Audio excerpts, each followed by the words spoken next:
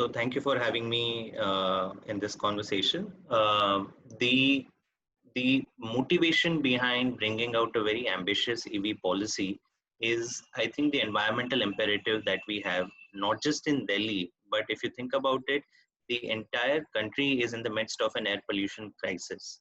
Delhi actually doesn't even figure in the top 10 most polluted cities list of India. You know, Lucknow, Ghaziabad, many other cities are way, way worse. So it was high time that all our governments, national government and state governments, aim for the moon, aim for taking ambitious and urgent policy actions to reduce air pollution. As far as Delhi government is concerned, we have actually we've had a very good track record on acting on pollution over the last 5 years. Because of many steps Delhi government has taken, average levels of particulate pollution have already come down by 25% in Delhi. That is what the data shows. We also have the most intensive air quality monitoring networks across the entire country, one of the top actually even in Asia. Um, Now, as far as EVs is concerned, of course, you know, Delhi exists in the context of the national policy. And for us, when we started formulating an aggressive plan towards developing the EV policy, we reached out to all the stakeholders. We closely studied the experience of the FAME India scheme that is going on nationally, FAME 1 as well as FAME 2. But also, what is it that made China a leader in EV adoption? What is it that made Norway a leading country in terms of EV adoption, and maybe even some other parts of the world like California and others? And it was by taking all these experiences after having multiple rounds of consultations with various stakeholders, be it vehicle manufacturers, be it experts who've been working and thinking about EVs in India as well as around the world, is what you see finally as the approved and notified draft of the Delhi EV policy. As far as the target of 25% is concerned, again, I'll go back to the point that, you know, there is need for urgent action. But at the same time, we realized we needed to be pragmatic. We could have, you know, we've had a union minister say that by 2030, all vehicles in India will be EVs, and nobody believes that statement. But we know that if you put and you know, we had our own calculations, but we do feel that 25% of new vehicle sales is attainable. It's not going to be easy, because right now we are at only 0.2% of sales being EVs. So 0.2 to 25 is a huge jump. And but something that we feel with the right policy, with the right implementation, and not just at subsidies but charging infrastructure and many other things that our policy talks about, we can get there. And if we do that, I think Delhi will set an example for not just the other cities in India, but it'll also sort of be a model for other large cities globally that are fighting and tackling air pollution.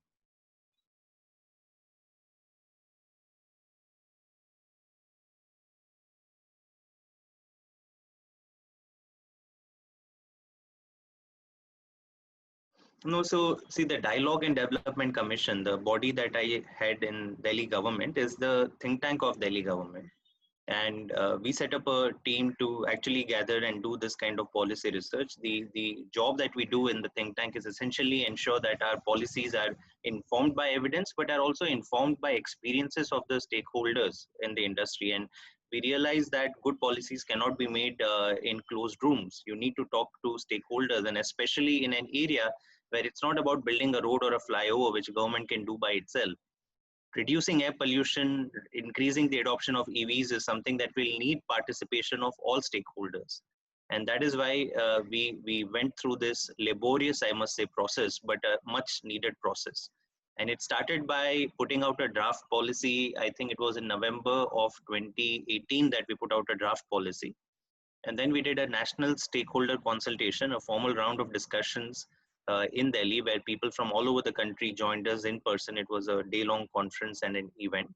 And many of people who could not join sent us detailed written representations. All of them were read carefully and incorporated into the future changes in the policy. Later, in June last year, we also had the Urban Mobility Lab that DDC jointly organized with the Rocky Mountain Institute. And there the focus was on implementation, that let's say we do come out with a good EV policy, what are the other things that need to fall in place? And especially the focus was on commercial vehicles and freight vehicles, because if you look at the kilometers traveled, they are the ones who will travel, and greatly impact pollution. So we had those detailed discussions, many concerns, nitty-gritties that were identified in that meetings. It was a 3-day intense set of discussions. They were also incorporated. So the net, all of these together were factored in into the final draft of the EV policy.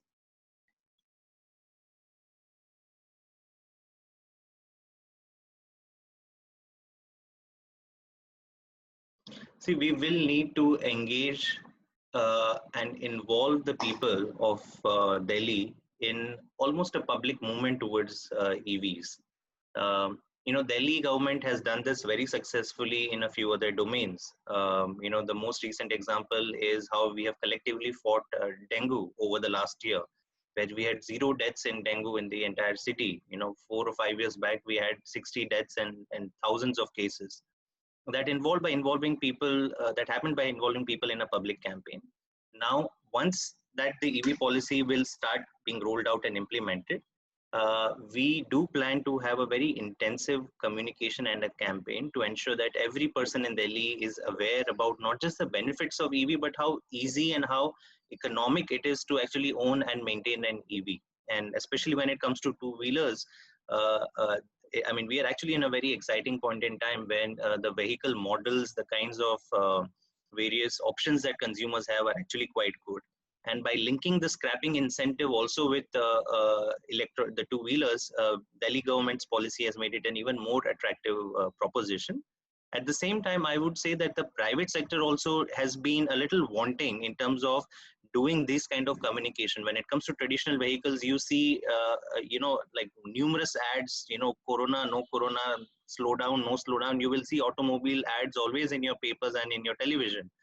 But electric vehicles are not advertised. So why are they not advertised? So the industry will also need to look within and do something together as a joint effort, or at least at every manufacturer level. But it will need to be a combined effort to ensure that the consumers are aware and the people are aware about all these benefits.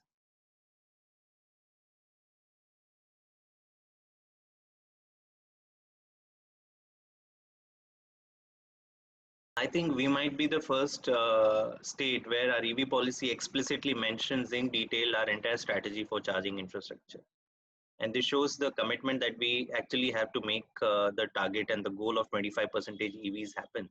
So while one part of our policy looks at the subsidy framework that is needed to further nudge people into buying EVs, the second part talks about how we will promote not just public charging infrastructure, but even private charging infrastructure. In reality, we all know that 80 or 90% of all charging is going to be home-based charging, and how through bylaws and by subsidizing home-based charging points, and especially in societies, in apartments where these can actually be charged captive but charged private charging facilities, how can we really increase the uptake of that? So we have actually provided for that. At the same time, we have committed that every 3 kilometers there will be a public charging station in Delhi. In his launch of the EV policy, Honorable Chief Minister of Delhi, Mr. Kejriwal, he also mentioned that in the first 1 year itself, we are targeting to set up 200 public charging stations. And that clearly shows an acknowledgement that Delhi government is committed to do whatever is necessary to ensure that EVs become the norm in Delhi. And charging infrastructure are a very prominent part of our plan and strategy.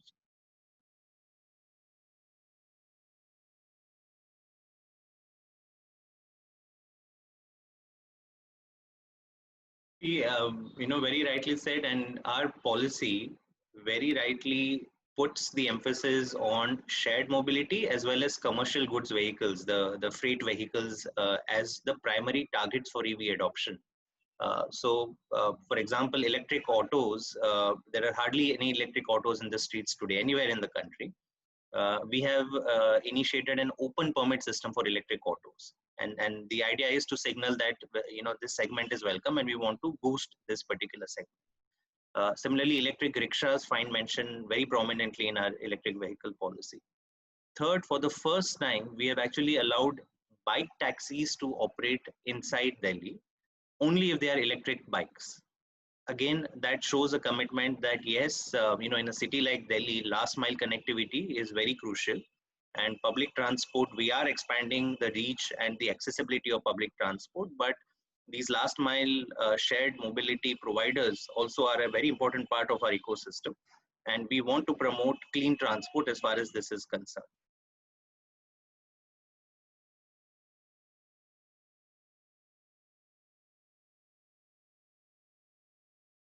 When designing a policy, we need to trade off between the complex policy designs and simplicity of implementation.